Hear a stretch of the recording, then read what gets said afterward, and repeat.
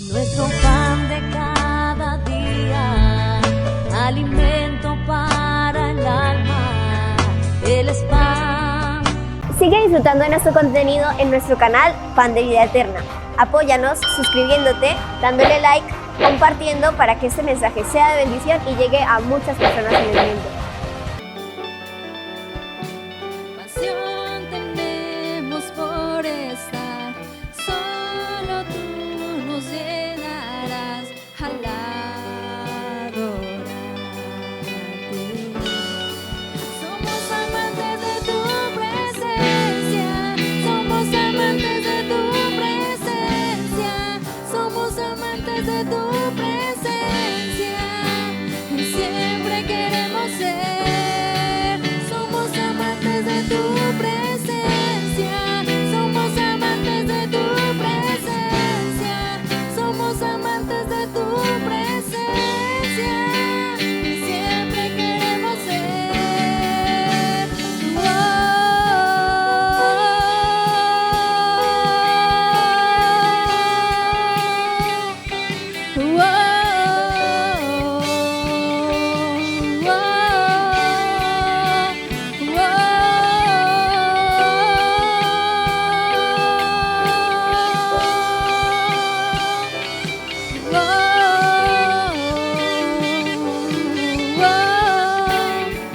Somos amantes de tu presencia,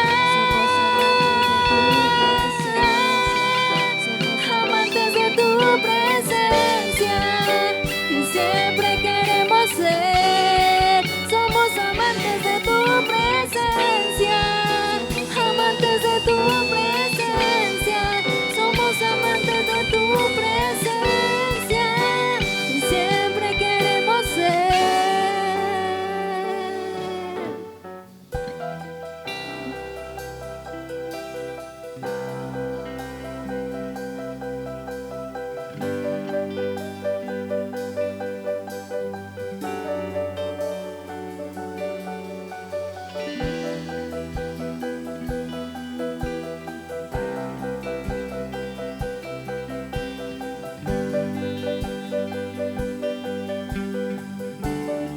Soy amante de tu presencia, soy amante de tu presencia, soy amante de tu presencia,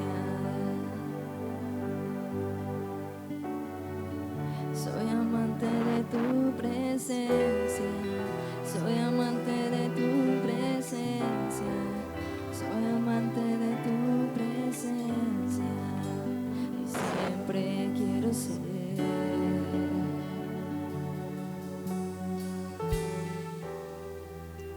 Amén. Gloria a Dios. Dios los bendiga, niños. A eso, siéntense por favor, los niños pueden continuar en su clase. Hoy estamos haciendo una prueba piloto con los niños.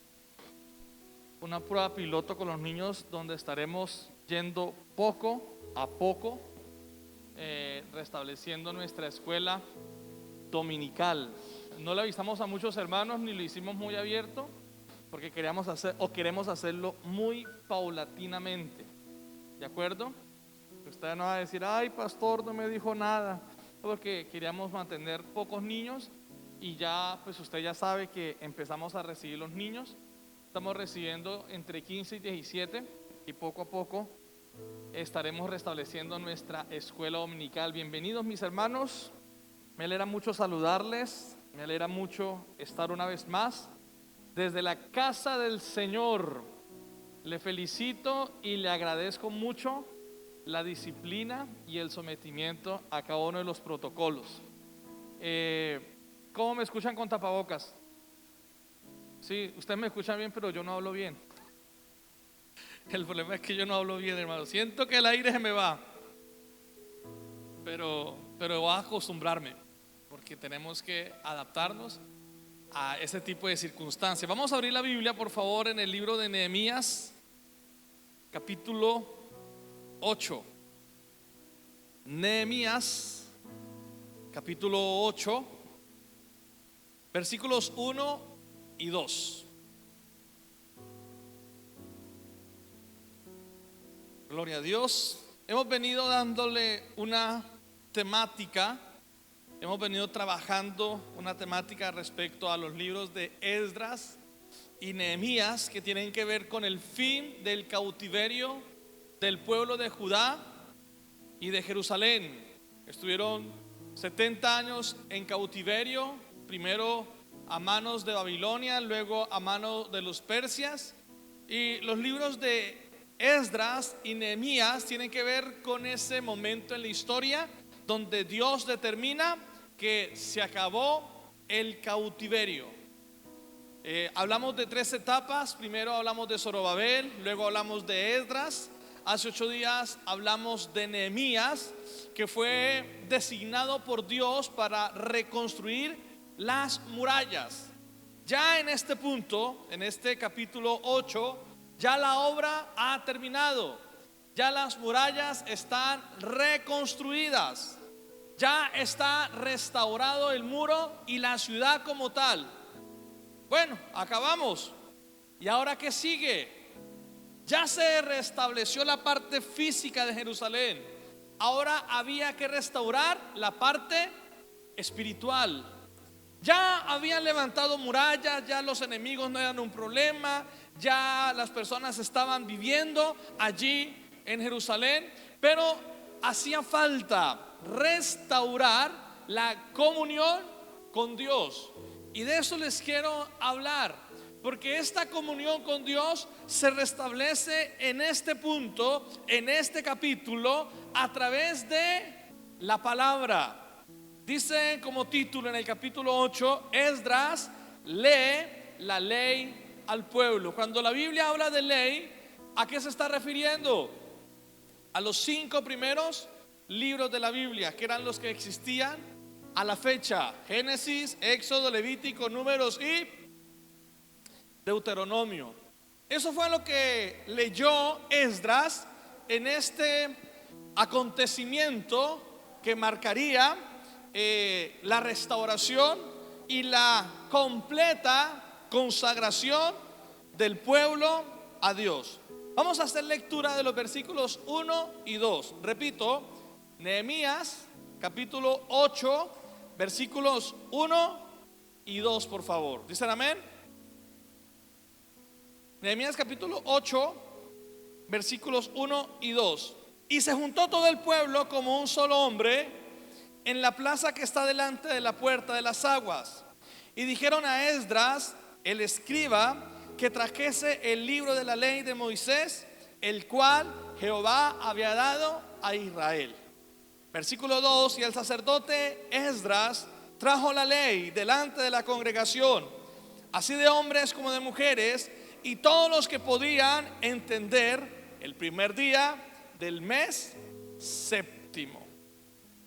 Era necesaria la consagración, la completa consagración a Dios, porque estamos hablando del pueblo de Dios. No estamos hablando de cualquier pueblo ni de cualquier nación. Es el pueblo de Dios, los descendientes de Abraham, los que estaban restableciendo una ciudad, pero una ciudad que tenía que distinguirse porque en medio de ella estaba la presencia de Dios.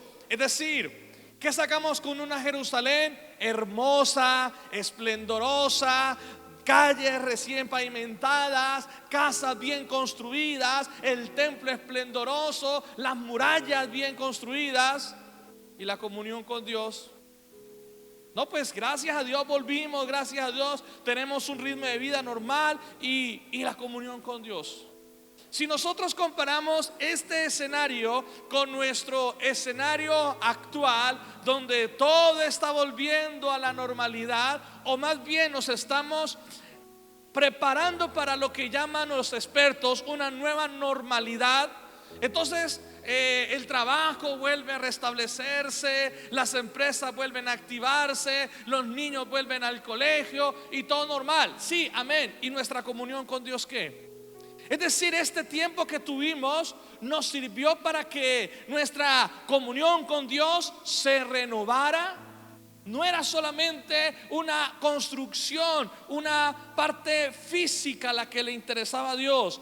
era necesaria una completa consagración. Y eso es lo que el pueblo estaba experimentando. ¿A partir de qué? De la lectura de la palabra del Señor. Esdras, el hombre de palabra, se levantó en la plaza y empezó a leer. Aquí hay algunos aspectos que quiero que consideremos y que entendamos, porque también se aplican a nuestra actualidad. Dice el versículo 2, y lo voy a repetir: el sacerdote Esdras trajo la ley delante de la congregación, así de hombres como de mujeres, y de todos los que podían entender, el primer día del mes séptimo. ¿Qué es lo primero que tengo que considerar? Ahí está la palabra clave: saber entender. Amén.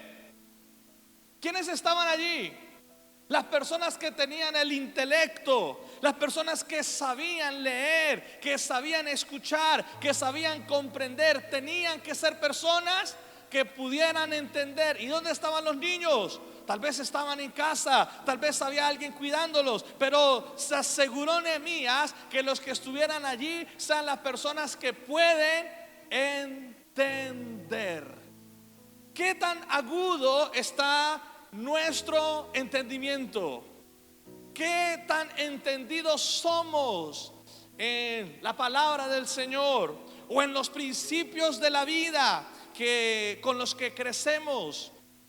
Necesitamos entender. Cuando yo me dirijo o recuerdo lo que dice el Salmo 32:8, si tiene la oportunidad de buscarlo, dice: te haré entender y te enseñaré el camino en que debes andar, sobre ti fijaré mis ojos. Eso lo dice el Salmo 32:8. Es decir, que a Dios le interesa que usted entienda.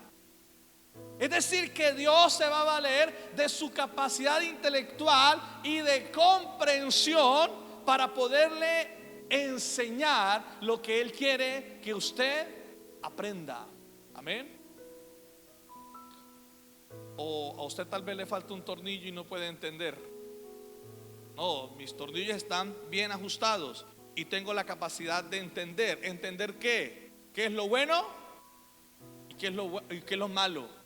¿Qué es lo que me va a traer una bendición y qué es lo que me va a traer un perjuicio? Le enseñamos permanentemente a los niños, y es una expresión repetitiva para nosotros, y yo creo que ustedes también se la saben de memoria. ¿Qué trae la obediencia? Bueno, no se acuerdan. Recompensa. ¿Y qué trae la desobediencia? Consecuencia. ¿Entendemos eso? Tenemos que tener la capacidad de ¿qué? De entender, de comprender. Tenemos esa capacidad.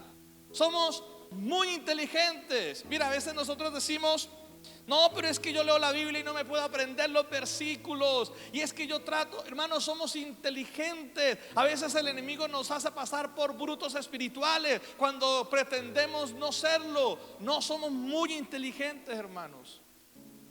Somos muy inteligentes, tenemos la capacidad de retener información de una manera impresionante. Usted es una enciclopedia andante. ¿Usted sabía eso? ¿O no? Por lo tanto, usted tiene la capacidad de ¿qué? De entender. El que no entiende, pues dice: no, pues yo no entendía, me explicaron, pero me enredé. No, estaban allí los que podían entender. Es decir, que por la parte intelectual no tenían excusa. Amén. Lo primero es saber entender. Te haré entender, dice el Señor. Pero no es suficiente entender. Miremos el versículo 3, por favor. Y leyó en el libro delante de la plaza, que está delante de la puerta de las aguas, desde el alba, o sea, ¿qué hora era? Desde el alba hasta el mediodía. ¿Ya hicieron el cálculo? En presencia de hombres y mujeres, de todos los que podían entender, se reitera la idea, y los oídos de todo el pueblo estaban atentos al libro de la ley. Escúcheme bien, en primer lugar tenemos que una completa consagración tiene que ver con saber entender, comprender. Pero lo segundo es que se debe mantener el interés. ¿El qué? El interés. Es decir, que mantengamos la atención en lo que tenemos que mantener nuestra atención. Que no nos desenfoquemos. Desde muy temprano, 5:30, 6 de la mañana, la gente empezó a escuchar la palabra. ¿Hasta qué hora? Hasta el mediodía. Y no estaban sentados cómodamente como usted lo está en este momento.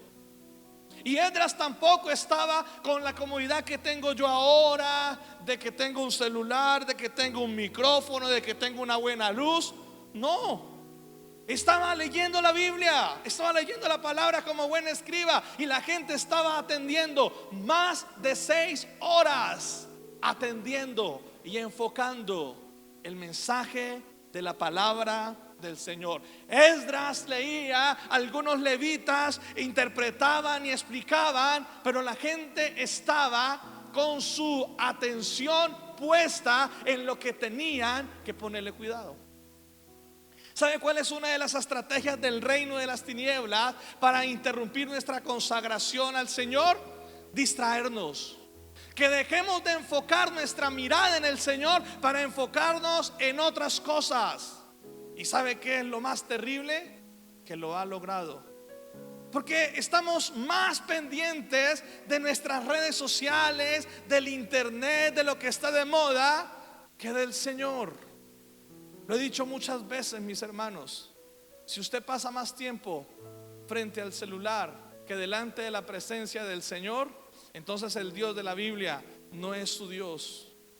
Si usted es capaz de sentarse 2 horas frente a un trono llamado televisión y ve una película, y está hablando a alguien que le gustan las películas, pero no es capaz de arrodillarse 2 horas delante de la presencia del Señor, entonces su Dios no es el de la palabra, sino que su Dios es el de ese altar llamado televisor. Y no estoy diciendo que sea malo, como hace 50 años que se decía que la televisión era la caja del diablo. No, no es malo. Tampoco el internet es malo. Lo estamos procurando, aprovechando para compartir la palabra del Señor de una manera que nunca imaginamos hacer.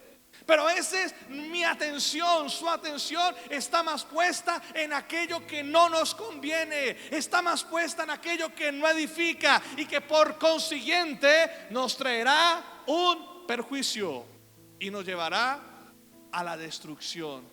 Enfoquémonos en la palabra, mantengamos nuestro interés en la palabra, en lo sagrado, en lo que Dios nos quiere decir, en lo que Dios nos quiere hablar, como Dios nos quiere orientar y direccionar. Amén. Yo estaba preguntándole al Señor, Señor, ¿qué ejemplo les doy? ¿Habrá en la Biblia el ejemplo de alguien que dejó de mantener el interés por tu palabra o por tu presencia?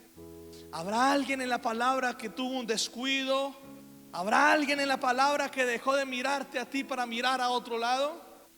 Y el Señor pues me lo recordó.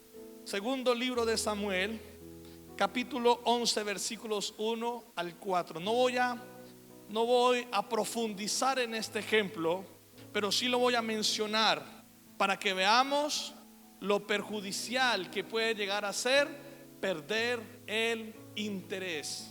Lo que muchos llamarían también, contextualizándolo a la realidad de la iglesia, perder el primer amor. ¿Se ha escuchado usted hablar del primer amor? Y he escuchado creyentes que, no quiero orar, no quiero congregarme. ¿Y por qué? Lo que pasa es que perdí el primer amor. No perdió el primer amor, perdió el interés. Ya no le interesa tanto como al principio, porque la Biblia dice que el amor nunca deja de ser. Amén. Segundo libro de Samuel, capítulo 11, versículos 1 al 4. Ya el título lo dice todo. David y la señora Betsabé. Escucha bien, porque la Biblia allí nos dice cómo este hombre dejó de enfocarse. Aconteció al año siguiente, en el tiempo que salen los reyes a la guerra, y ahí nos dice la Biblia dónde debería estar David, que David envió a Joab y con él a sus siervos y a todo Israel, y destruyeron a los amonitas y sitiaron a Rabá, pero David se quedó en Jerusalén. ¿En dónde debería estar David? En la guerra. Y la Biblia lo dice con tanto detalle, en el año en que los reyes iban a la guerra. Allá debería estar David, dirigiendo su ejército, haciendo lo que Dios lo mandó a hacer. Pero él se quedó en su casa. Tenía buen internet, tenía buenas megas de capacidad, tenía un buen dispositivo celular David, tenía un buen computador, tenía un buen televisor. Y él dijo: me quedo en casa. Porque como están diciendo eso, ¿no? Quédate en casa cuando nos conviene, ¿no? Quédate en casa. ¿Y David en dónde se quedó? En su casa. Mandó a sus soldados, mandó a sus comandantes: yo ya hice mucho por este pueblo, vayan ustedes. Dice el siguiente versículo, el versículo 2: y sucedió que un día, al caer la tarde, que se levantó David de su lecho y se paseaba sobre el terrado de la casa real, y vio desde el terrado a una mujer que se estaba bañando, la cual era feíta la señora. Era muy hermosa, 90, 60, 90. Envió David a preguntar por aquella mujer y le dijeron: aquella es Betsabé, hija de Eliab, mujer de Urías Eteo. Mire usted la decadencia de David, que no solamente se quedó mirando a una mujer, codiciándola, y no le importó que ella fuera casada. El versículo 4: y envió David mensajeros y la tomó y vino a ella y jugaron parqués toda la noche. Luego ella se purificó de su inmundicia y se volvió a su casa. ¿Por qué no se purificó David? No, pues que es que hay unas reglas para la inmundicia para las mujeres. Sí, pero él también debería por lo menos haberle pedido perdón a Dios o algo. De hecho, más adelante, cuando es confrontado por el profeta, fue descubierto en su pecado. Él no confesó así como que: ay, que la embarré, venga, perdóneme Dios. No, fue descubierto por el profeta y por eso asumió las consecuencias. ¿Sabe qué le pasó a David? Perdió el interés. El hombre conforme al corazón de Dios, el hombre que oraba, que cantaba, que danzaba, que mataba osos, leones y gigantes, un día perdió el interés. Un día ya no le importó orar, un día ya no le importó estar en la guerra, un día ya no le importó estar delante de la presencia de Dios, y se desenfocó, dejó de poner la mirada en lo que tenía que poner su mirada, para ponerla en otra cosa o en otra persona. No se distraiga, no se desenfoque, no pierda el interés, no se deje distraer del enemigo, porque el enemigo quiere distraerle a usted y me quiere distraer a mí. Quiere mostrarnos cosas atractivas, quiere, hermano, que tengamos una permanente dosis. ¿Cómo es que se llama esa cosa? Que se me olvidó en este momento. Una cosa que produce el cuerpo, una hormona del placer. ¿Melanina? Adrenalina, no, hay otro nombre. Adrenalina sí, pero hay otro nombre. Dopamina, eso. El diablo quiere mantener sus niveles de dopamina al full. Entonces le pone al frente todo lo que produce esa dopamina, ese placer, ese deseo, esa satisfacción. Y resulta que es que usted se toma una cucharada y no es suficiente, y usted quiere más. Mira el mismo David. David no solamente la vio, sino que la trajo. Le dijeron: pero es que ella es mujer de Urías. No me importa. Y usted sabe qué mandó hacer después David, ¿no? ¿Qué le hizo a Urías? Lo condecoró, ¿no? Vamos a condecorarlo por tener una esposa tan bonita. Lo mandó a matar. Cayó en homicidio el mismo rey. Todo porque un día perdió el interés. ¿Sabe por qué? Porque un día amaneció sin ganas de ir a culto. Un día amaneció sin ganas de levantarse a la alborada. El pastor se molesta todos los días con esas alboradas. No, un día perdió el interés. Un día perdió el interés por leer la Biblia. No, yo ya la he leído muchas veces. Un día perdió el interés. Eso fue lo que le pasó a David. Por eso me llama la atención cómo en el tiempo de Nehemías y ya regresando, la gente estaba atenta. Más de 6 horas en pie, escuchando. No se distrajeron. No se distrajeron. Hermanos y hermanas, ¿sabe qué significa? Y hoy van a predicarle, o le están predicando a los niños. ¿Sabe qué significa la serpiente? ¿Sabe qué significa el famoso fruto del que comió Eva y después Adán? Un distractor. Un distractor. Imagínese usted que toda la creación era para ellos. Todo estaba para ellos. Y ellos se enfocaron ¿en qué? En el árbol que no podían comer, en el fruto que no podían comer. Podían pasear por todos lados, podían comer de todo, pero ellos se enfocaron en lo único que no podían hacer. Y así es nuestra vida espiritual. Y así es el pecado, mis hermanos. Así es. Dejamos de perder, dejamos de interesarnos por las cosas que nos traen bendición para interesarnos en las cosas que a la postre nos van a destruir. Nehemías capítulo 8 versículos 5 y 6, por favor. Gloria a Dios. ¿Cuál fue el primer punto? Saber entender. El segundo, mantener el interés. Vamos a los versículos 5 y 6, por favor. Abrió pues Esdras. Estamos en Nehemías capítulo 8 versículos 5 y 6. Abrió pues Esdras el libro a ojos de todo el pueblo, porque estaba más alto que todo el pueblo, y cuando lo abrió, todo el pueblo estuvo atento. Me encanta cuando la Biblia afirma la idea anterior. Y dice el versículo 6: bendijo entonces Esdras a Jehová, Dios grande, y todo el pueblo respondió. Bueno, yo estoy seguro que allá dijeron amén más duro.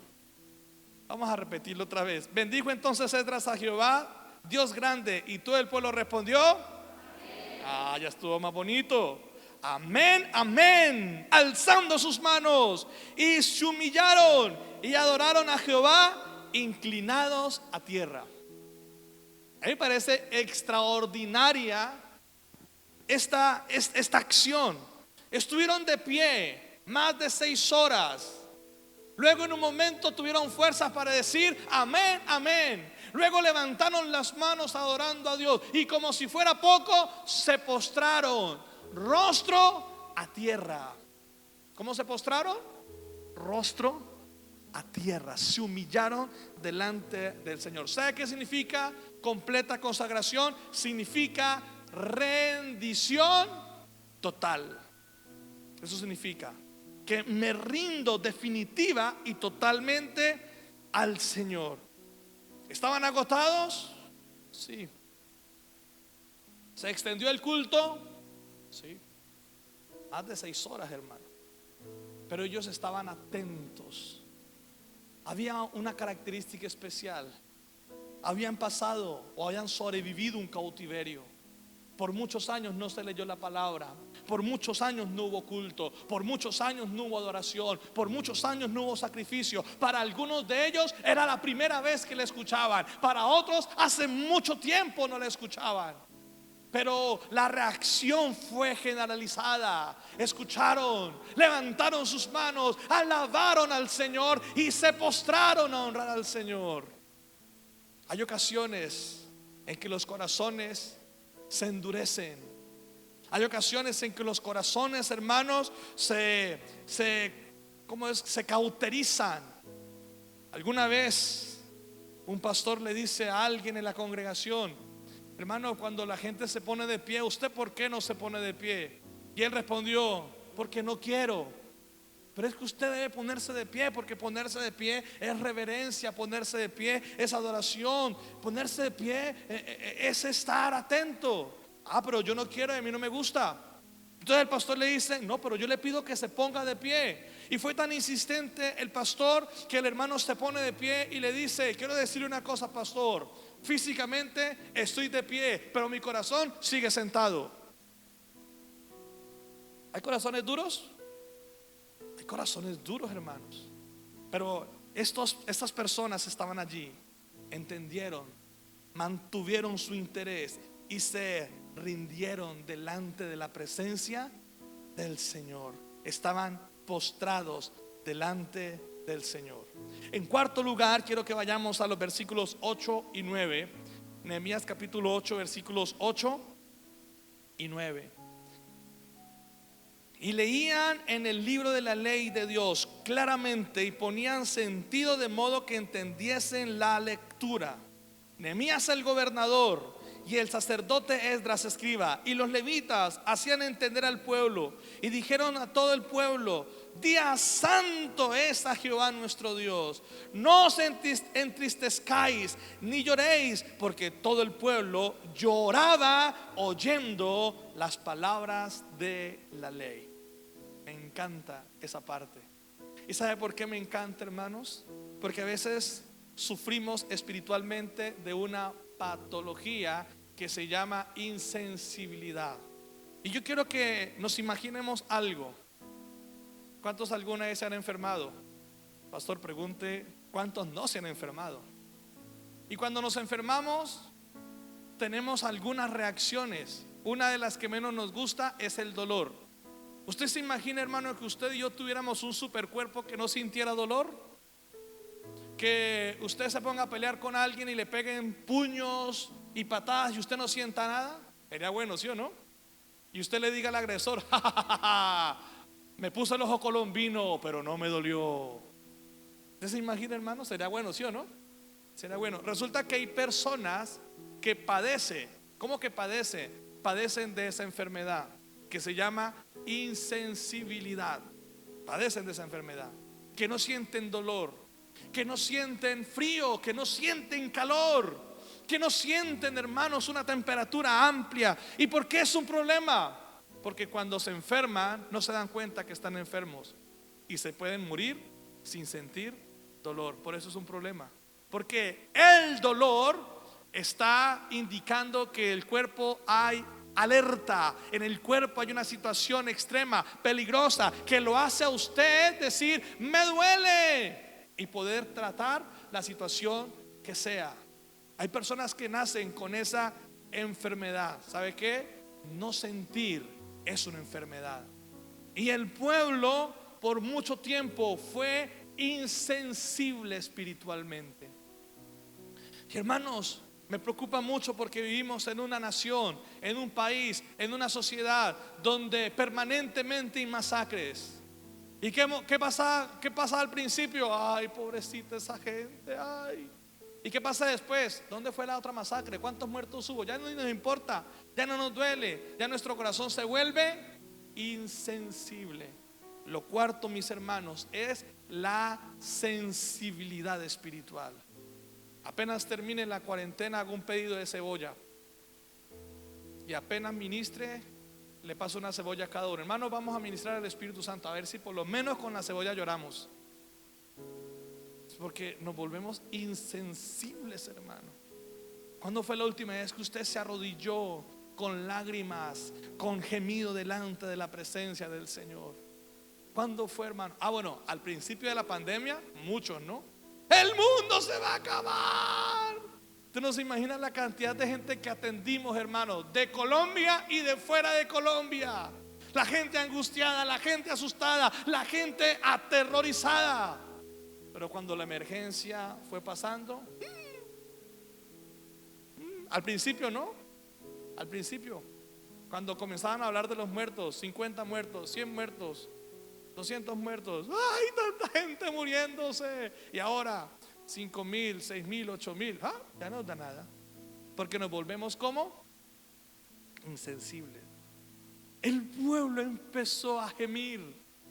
El pueblo empezó a llorar. El pueblo empezó a quebrantarse. Algunos de la emoción, otros de la alegría, otros porque estaban frente a una actitud de arrepentimiento por su pecado, porque estaban escuchando la ley y estaban diciendo: uy, ese mandamiento no lo hemos cumplido, uy, esa ley como que la hemos desobedecido, ¿cómo pudimos defraudar a Dios? Y era un choque de emociones, hermano. Yo me imagino en ese lugar, yo me imagino en esa situación, 70 años de cautiverio, cautiverio, mis hermanos, Esdras estaba leyendo la Biblia y la gente estaba conmocionada. ¿Por qué? Porque se dieron cuenta que le fallaron al Dios omnipotente, que lo único que hizo, aún en el tiempo más difícil, fue amarlos y cuidarlos. Eso, hermano, pone a llorar a cualquiera. Todo este tiempo, y Dios nos amaba, y Dios nos guardó, y Dios nos protegió, y Dios nos dio personas que nos defendieron, y Dios nos ayudó, y comenzaron a reflexionar: tanto que nos ama Dios y tanto que le hemos fallado, no es posible. Por eso la gente lloraba, porque recuperaron su sensibilidad espiritual. Por mucho tiempo su corazón estaba duro, inerte, fuerte, pero Dios cambió eso a través de la palabra, hermanos. Volvámonos a la palabra, dejémonos sorprender por la palabra, amemos la palabra, mis hermanos, que eso es lo que traerá un avivamiento y un despertar espiritual. Amén.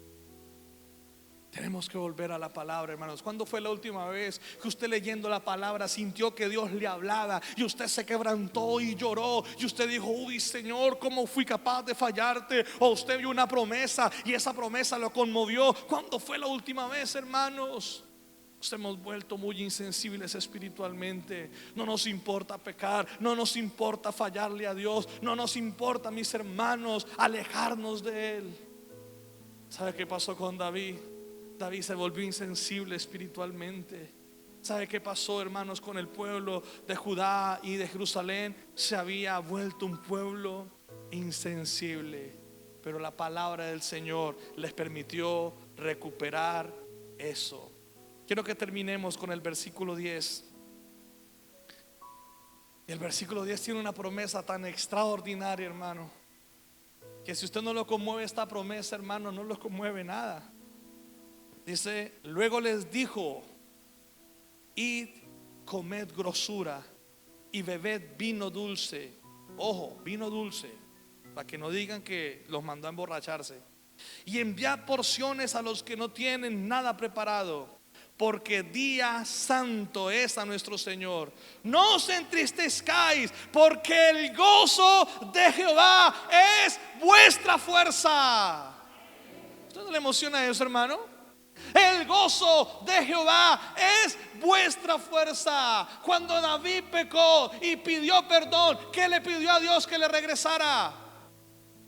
Vuélveme el gozo de tu salvación. Y ahora Nehemías le está diciendo: el gozo del Señor es vuestra fuerza. ¿Cuántos se han sentido cansados?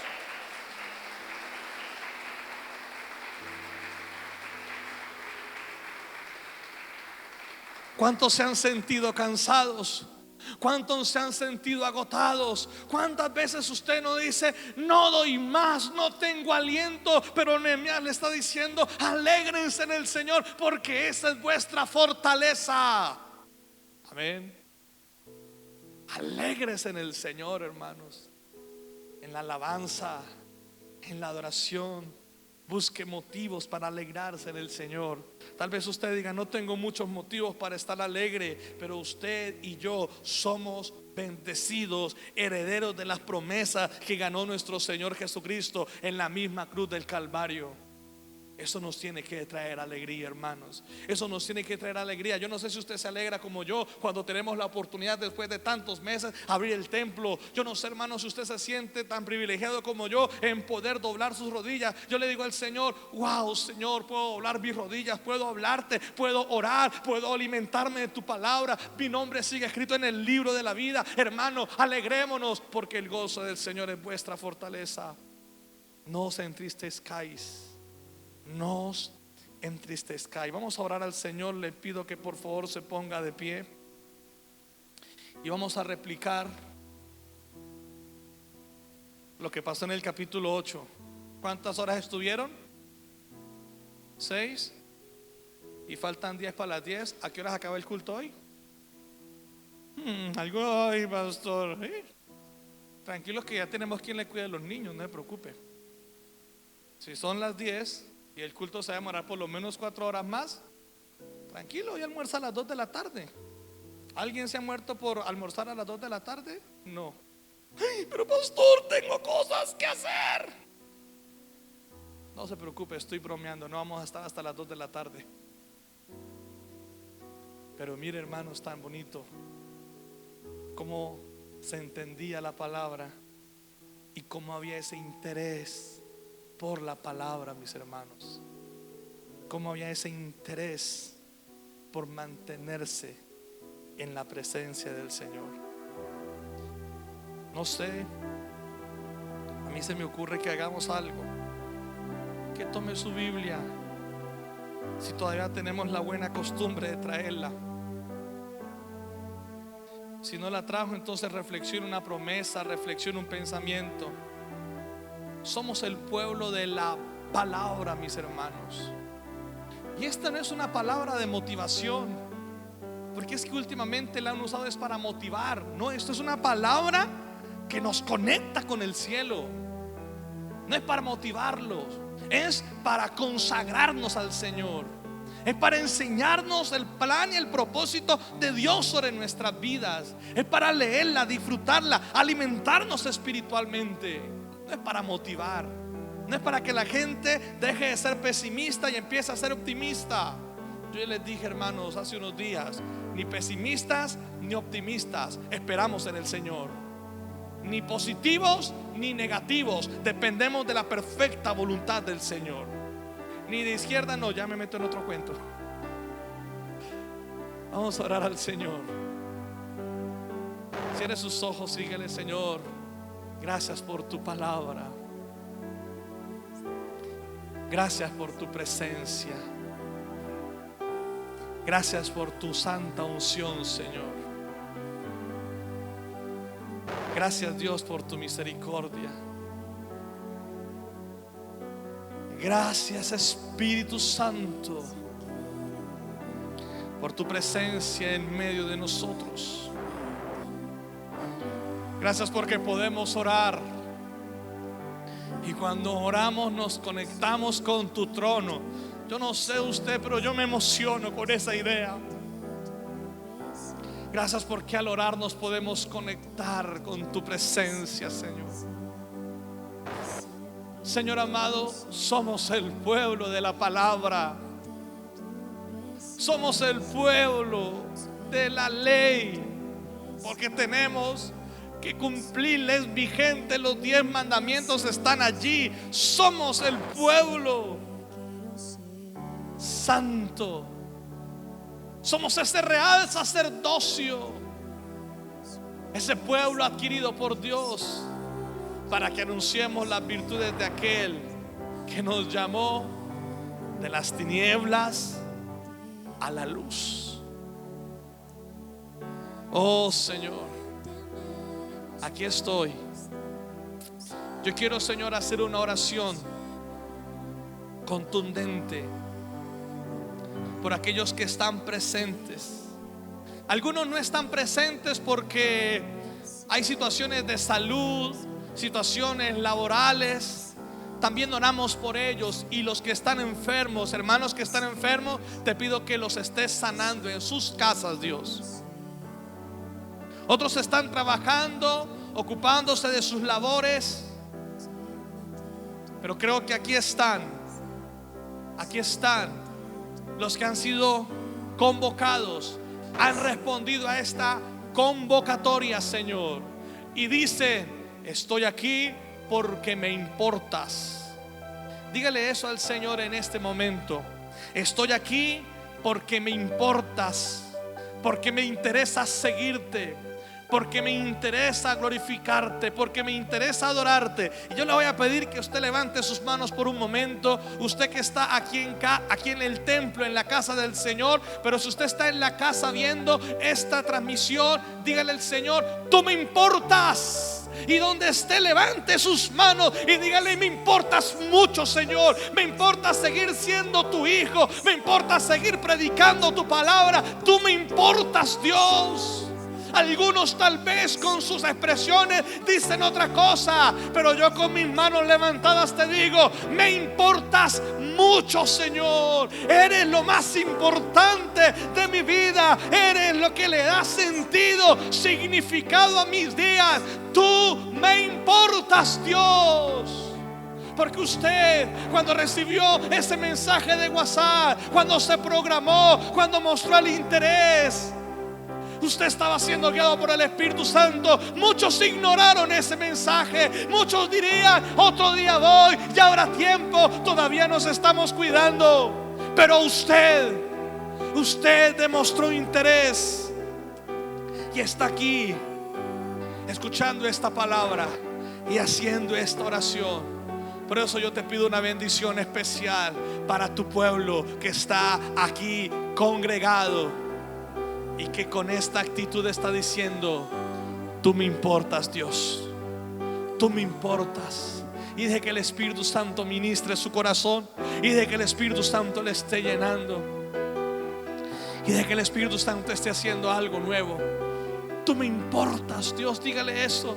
El pueblo estuvo allí más de 6 horas en pie porque le interesaba escuchar ese mensaje que traía vida, ese mensaje que produjo un profundo arrepentimiento, ese mensaje que les transformaría. Tu casa está abierta, Dios. Después de tanto tiempo cerrada, está abierta, Señor. Y a mí me sigue emocionando predicar tu palabra, Señor. Y a mí me sigue emocionando ministrar, Señor, a tu pueblo. Y a mí me sigue emocionando, Señor amado, llevar tu palabra, Señor. Dígale: Señor, me importa alabarte, me importa escucharte, me importa, Señor, caminar contigo y servirte, Señor. Gracias, Dios. Gracias porque has tenido misericordia de nosotros. Porque hace unos meses el mundo estaba aterrorizado y nosotros también. Pero hoy podemos celebrar la victoria que tú nos das. Aleluya.